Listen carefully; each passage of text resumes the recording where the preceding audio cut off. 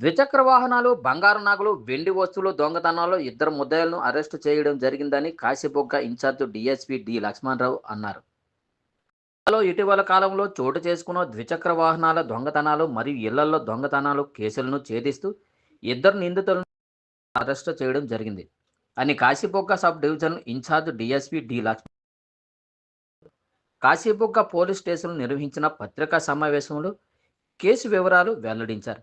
కాశీబుగ్గ పలాస శ్రీకాకుళం రూట్లో నిర్వహించిన వాహన తనిఖీల సందర్భంగా ఇద్దరు ముద్దాయిలు పట్టుబడగా అనంతరం విచారణలో మొత్తం ముగ్గురు నిందితులు వివిధ దొంగతనాల్లో పాత్ర వహించినట్లు బయటపడింది అని ఆయన తెలిపారు.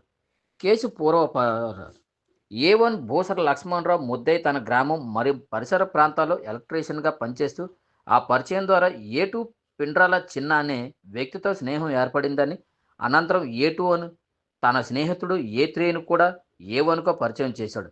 ఏ1 ఏ2 కలిసి పేకాటలు, ఆన్లైన్ బెట్టింగుల్లో డబ్బు కోల్పోయి అప్పుల పాలు కావటంతో సులభంగా డబ్బు సంపాదించాలన్న ఉద్దేశంతో నేరపథం వైపు మళ్లినట్లు విచారణ వెల్లడైంది అని తెలిపారు. ఈ నేపథ్యంలో ఇటీవల కాలంలో పని నిమిత్తం తన కుటుంబంతో పలాస ప్రాంత